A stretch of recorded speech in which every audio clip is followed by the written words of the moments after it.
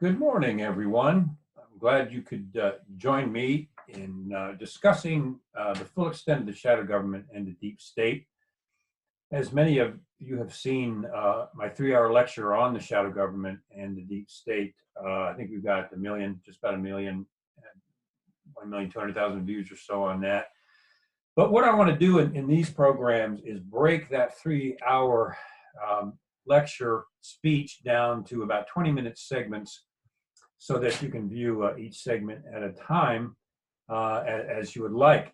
So I'm coming to you from the confidential studios of Ascent Publishing, located somewhere deep in the southern United States. Be difficult to find the studio, and that's on purpose. I'm going to be talking about cutting-edge things regarding current government violations of the Constitution, the times the government does things right regarding the Constitution. I will be exposing the shadow government. I taught federal conspiracy law at a university, and this is not conspiracy theory stuff. This stuff is legitimate, it's actual, and it's documented, and you'll see that in the slides that I'll be presenting. So this is the first of our broadcasts, so welcome everyone. I hope you enjoy it. You can go to my website, fortheloveoffreedom.net. That's fortheloveoffreedom.net, and you can see all the evidence documents on there regarding my background and my expose against the CIA and some of their abuses of secrecy. As they say, it's a dirty job, but somebody's got to do it. So let's start today by getting into just the high-level aspect of the shadow government and exactly what the shadow government is made up of. It's a relatively complex topic. And what I center in on, because I witnessed this personally, is the unconstitutional power of government secrecy. Secrecy in the U.S. government, specifically the CIA, the NSA, and the FBI, has been weaponized. It is now being used as a weapon to conceal illegal activity, to hide what these agencies are doing in relation to constitutional violations, to entrap people, to silence whistleblowers by destroying their entire lives. So something has to be done about this. And I think the first thing to do is to educate people about what is going on. Then we'll start a grassroots movement, which has already begun. We've got over 1 million people out there, I think, that are now aware of this and climbing. And that's the idea. Then we can start pestering our congressmen and senators, which is not always successful because some of them are part of the corrupt system. Still, start pestering our congressmen and citizens and senators rather, and excuse me, a bit of allergies today, and educate our friends, neighbors, and family. This is serious. We are on the verge of losing our constitutional form of government. Really, with what happened after the Patriot Act, we're in a post-constitutional government already, but it's getting even worse. We're seeing essentially a shadow government, deep state, soft coup against the sitting president. No matter what you think of Donald Trump, I'm an independent, I'm not a Democrat, I'm not a conservative. No matter what you think of Donald Trump, there is a deep state shadow government coup to try to remove him from office. A duly elected president, whether you agree with him or not, they are trying to literally engage in a coup and remove him from office. That is serious. It's never happened before in the history of the United States, ever. And it's going to get very ugly. It's going to get bad before it gets better. This could go on for several years. So we want to dig into that. And I want to talk about the shadow government and begin in this segment explaining basically what the shadow government is. I want to start with something, as I always do, excuse me, that's very important. And that is, it's almost gotten to the point now where people think that the U.S. Constitution is just a document of ideology or philosophy that doesn't really apply anymore. It was written by bigoted European men, and because of that, it should be redone. It's just kind of an ethical view of how things should be, but not really a legal document. That is all patently false. The United States Constitution is the supreme law of this land, of the United States. It trumps the entire criminal justice system, which fits underneath the U.S. Constitution. So, if a government agency or a government official violates the Constitution, they have committed a felony or multiple felonies. We have to remember that. Now, you can take that and compare that with what's going on in Washington, D.C. right now with the FBI, also with the CIA, and of course, they use the NSA to spy on over 300 Americans. We're seeing the Constitution circumvented already, and some of these people, which I'll talk about in a later segment, have committed felonies, and we hope that they'll be held accountable. If they're not held accountable, then our constitutional form of government is over, and that's very serious. It is critical that these people are indicted and charged. If they're not, then our constitutional government has become a farce, which means we are losing our freedoms, one freedom at a time, and it's very serious. So let's move into this. I personally, having come from the belly of the beast, know that the shadow government, the secret government, and the deep state are really two different entities. The shadow government is the massive system of secrecy in the intelligence agencies and beyond, and the deep state is the system behind government. Excuse me again. Motivated by money, greed, supplying guns, missiles, and bullets, and making a living off of essentially war. So we'll talk about that. Also, the shadow government's power is in its extreme use of secrecy and the unbridled power of secrecy. The CIA, for example, I witnessed this personally, can shut down a case against it and black out all the unclassified evidence simply by invoking the state secrets privilege, which is rubber stamped by coerced federal judges. So the shadow government, the secret government, functions through the power and the abuse of secrecy. And of course, it is funded by millions of dollars of taxpayer money in secret budgets that not even Congress has access to. The Gang of Eight has access to them, the 8 congressmen and senators on the Gang of Eight that receive these top secret briefings on these things, and we'll talk about them later. But for right now, the shadow government, the CIA and the NSA, and the FBI now are concealing, covering up evidence using the unconstitutional power of secrecy. The deep state is run more by money and greed and power. The average CEO of a military industrial complex contractor makes about $27.1 million a year. The average program manager's salary is from $100,000 to $160,000 a year to run classified government programs. And all of these deep state corporations, which we will get into in detail, are forced to sign a secrecy oath, whether it's by the CIA, the NSA, or the FBI. Once they do that, from secretaries to CEOs, even the people that use the copiers are now bound by the secrecy oath. And if they violate that or say anything about the program, even if they disagree with it, they are subject to criminal penalties and possible prison sentence. So let's talk about this as this will be the end of our segment today as we introduce this. I want to talk about the shadow government itself and show you the massive complexity of this thing and the expansive power that the shadow government wields over the Congress, the executive branch, and the judiciary. And I will prove that later in this series.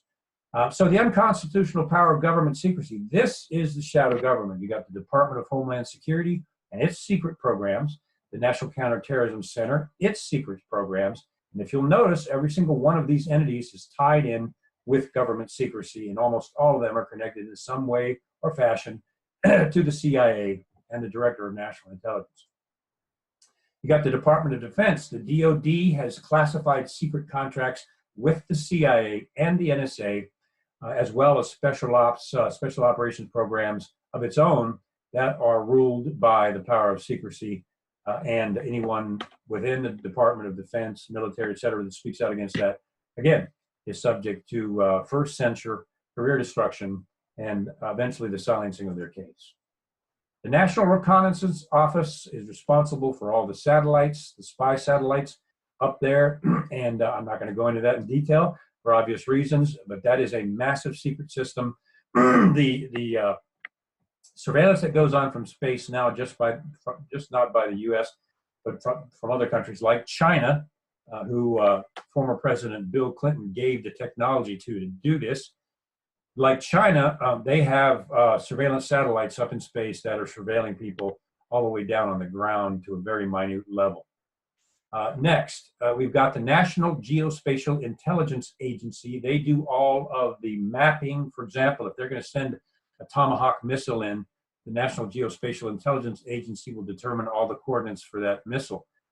You remember how things can go wrong when the NGA mistakenly targeted the Chinese embassy in Serbia and sent a missile in there, destroyed the Chinese embassy, and killed all of the diplomats inside.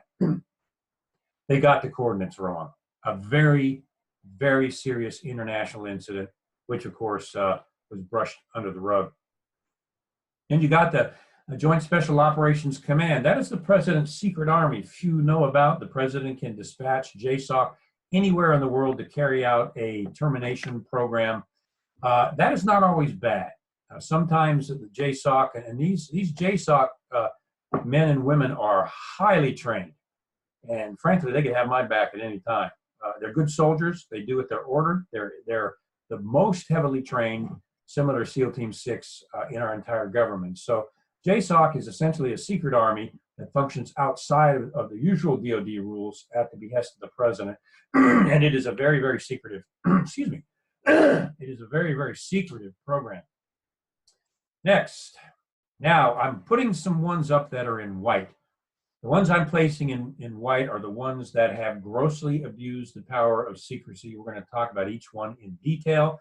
The ones in white are the ones recently that unmasked the names of over 300 members of the Trump campaign, spied on all of us to the tune of 1.5 million pieces of information a day from our computers, our cell phones, our internet connections, the whole shebang. And of course, I've been subject to that pretty directly, as any threat to their power is. But we continue to stand. They're the ones who have broken the law, and we, the American people, need to expose that. So the NSA was involved in spying on members of the Trump campaign, over 300, as I mentioned, and all of us, the American people, in a gross abuse of the violation of the Fourth Amendment. Silicon Valley is directly connected, joined at the hip with the NSA. Google was started with CIA NSA algorithms, although they'll try to deny it. They were. That's where the programs came from, was from the CIA and the NSA, including some startup money from the NSA. So the NSA is tied in and actually depends on, many times, Silicon Valley operatives like Google, like Facebook, and like some of the other social media, but primarily Google is essentially an arm of the NSA. Too bad, because it's a great search engine. The FISA court is what, in this case, the FBI has to go before to obtain a warrant to conduct NSA surveillance on American citizens. The FISA court has been misused by the FBI recently, where they filed false affidavits full of false information based on this false dossier, which we'll talk about later on. The judges didn't know they were being lied to, and they issued FISA warrants for NSA surveillance on members of the Trump campaign. The FISA court is essentially a secret Supreme Court. Brand new thing, not in the Constitution, created outside the Constitution, a secret Supreme Court that decides who and who will not be spied upon. The CIA. We know that the CIA was the central instigator of the false dossier coup against President Trump, aka or by its director, John Brennan, who I think is in serious legal trouble. But the CIA has grossly abused its power. And I do several lectures on the blood, on the CIA's roots from past to present. For example, the CIA supported and trained the Free Syrian Army, an Islamic army, claiming they were moderates. The Free Syrian Army's goal is an Islamic caliphate overtaking Western civilization. But apparently that didn't matter to the CIA, who armed and trained the Free Syrian Army. Some of those weapons, missiles, and tanks have wound up in the hands of Al-Qaeda and in the hands of ISIS. The Free Syrian Army went up and massacred an entire city of Christians. People don't know this because the news won't report it, obviously. That's no surprise there. The Free Syrian Army went up and massacred an entire Christian city. Assad was protecting the Christians in Syria. He was one of the only Middle Eastern leaders to do that. And as a matter of fact, Assad, with private funding and the sponsorship of Vladimir Putin, erected a 100-foot tall statue of Jesus in these Christian sectors to show their support from them. The CIA-backed Free Syrian Army went up and massacred the entire village. That is the CIA today, and it's got blood on its roots from the past. And when there's blood on the roots, the fruit is usually still blood. The director of national intelligence oversees allegedly all 17 of the intelligence agencies, including the CIA, although I can tell you that the CIA pretty much is still running the show, despite the creation of the director of national intelligence to try to stop allegedly, supposedly, its abuses. The FBI functions, abuses secrecy. We see that now. The FBI filed false sworn affidavits, submitted them to the FISA court, and the FISA court approved the NSA surveillance of American citizens. Subsequently, the FBI blacked out all of the information about those affidavits, text messages, what the FBI was doing, the fact that they used this dossier for those files. The FBI blacked all of that out in the documents that they submitted to Congress. The President of the United States has now demanded that the FBI completely declassify those documents. The FBI has been refusing the order of their president, their boss, for several months now, refusing to release those documents to Congress and to the president. That is a potential constitutional crisis. They're refusing to this day. The director of national intelligence is now saying he doesn't want necessarily to release those, and if he does, they're going to be heavy redactions. Here we go again. Heavy redactions. I know for a fact that most of the blackouts and redactions in these FBI documents deal with nothing classified. Let me say that again, nothing classified. But it does reveal illegal activity on the part of the FBI. I saw this with the CIA myself when I wrote my book, From the Company of Shadows. The CIA blacked out all unclassified information, doctors' diagnoses, environmental tests of the poisoning of my family. So I've seen this personally. These are the agencies that have been involved in this. You have the Five Eyes, the other intelligence services that work directly with the CIA, Australia, New Zealand, Canada, and others. They share intelligence back and forth. And as a matter of fact, the UK GCHQ can engage in surveillance that the CIA allegedly cannot do. So GCHQ could spy on an American, the Trump campaign, whoever, and then give that information to the CIA. And that would not be considered illegal, going around the system. British MI6, we have an MI6 agent who gave the false information in the dossier from Russian intelligence and started through John Brennan and John McCain the entire coup, soft coup, against a presidential candidate and a sitting president. The Department of State was involved in this. We know now MI6 agent Christopher Steele met with the Department of State several times in secret meetings about the soft coup against the president. I can tell you from my past experience as a federal investigator that the Department of State is rife with espionage cases. It is also rife with democratic socialists, probably the majority, who want to see the overturning of a free market-based constitutional government. And they're all through the Department of State. The Department of State does not have polygraph tests. So people there can lie about anything, and their background checks are pretty shallow, and they're not going to find something that's concealed. So it's a mess. All of this goes back on the Council on Foreign Relations. People say, oh, you talk about the Council on Foreign Relations, that's just a conspiracy theory. Well, I'll deal with legal conspiracy theory definition later on, and I have an entire lecture on the Council on Foreign Relations. The Council on Foreign Relations created the CIA. Allen Dulles, the first CIA director, official first CIA director, was an acting member of the Council on Foreign Relations, as was the owners of the Washington Post, Philip and Catherine Graham. The CFR today is heavily connected to CNN, NBC, and other major news medias, and sits on the board of the Council on Foreign Relations with the CIA. So we'll talk more about that later on. Here we go. Now, the sad part of all of this, you all, is the fact that the mainstream media is complicit in all of this. When is the last time that you saw a mainstream investigative journalist do an actual investigation on the CIA? Almost none. There's a reason for that. Excuse me, which I will talk about in detail, why the mainstream media twists the news, eliminates the news, and actually puts out false propaganda. Why it does that? It has connections to the CIA. It has connections to Disney, 6 corporations now on most of the media, and there's even more than that. George Soros is funding much of the media opposition to conservatives and the Trump administration. I am not a Republican. There are some good Republicans. I think Rand Paul has always been, as his father was a constitutionalist, and I support him. There's a lot of rhinos, Republicans in name only, that are as corrupt as the Democrats and are part of the system without a doubt. And now you can see why the GOP never has me come and speak. I consider that a compliment. So the mainstream media is covering this stuff up. It will not investigate these white shadow government agencies specifically, and it will not take the case of any whistleblower within the shadow government. For example, I blew the whistle on the abuse of the state's secret privilege, and I faced prison for 5 years for doing that. They poisoned my family, then they sealed all the evidence, environmental tests, using the state's secret privilege, and then blacked out all the doctor's diagnosis and environmental test results in my book, which according to an executive order by Ronald Reagan is illegal for them to do that. So they violated the law there.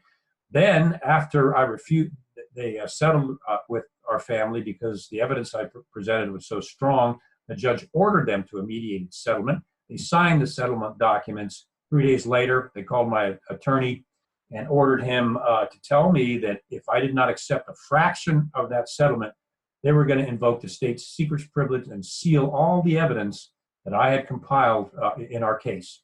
Of course, I told my attorney to tell them not only no, but H double toothpicks no. You signed a settlement agreement, and I expect you to abide by that.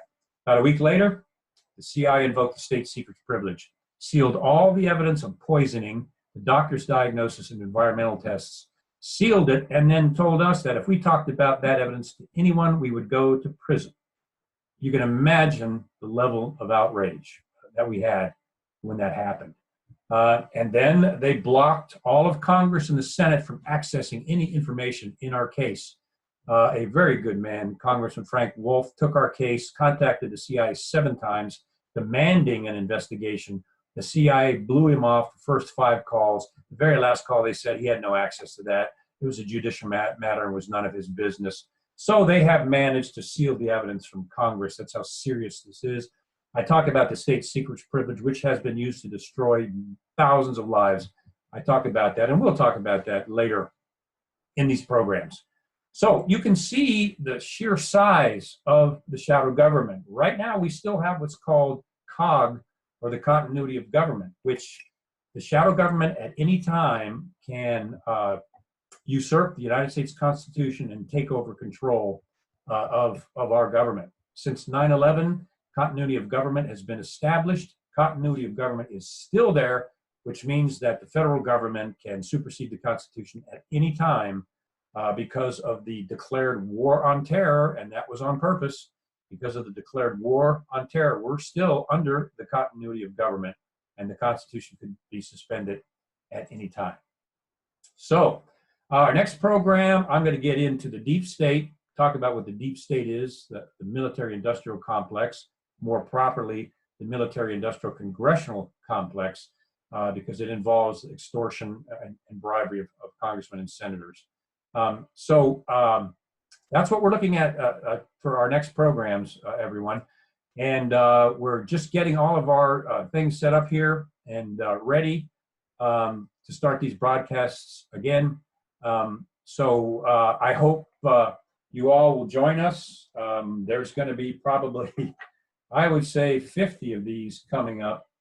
And I think they're going to be pretty shocking, pretty eye-opening. And I'm hoping, and the reason I'm making these is you can share these small segments with people that you know so that they can get educated on what is actually going on and what essentially now is a post-constitutional government. So thank you all for being here. And we will see you the next recording, which should come next week, and then we will continue on. Thanks, you all.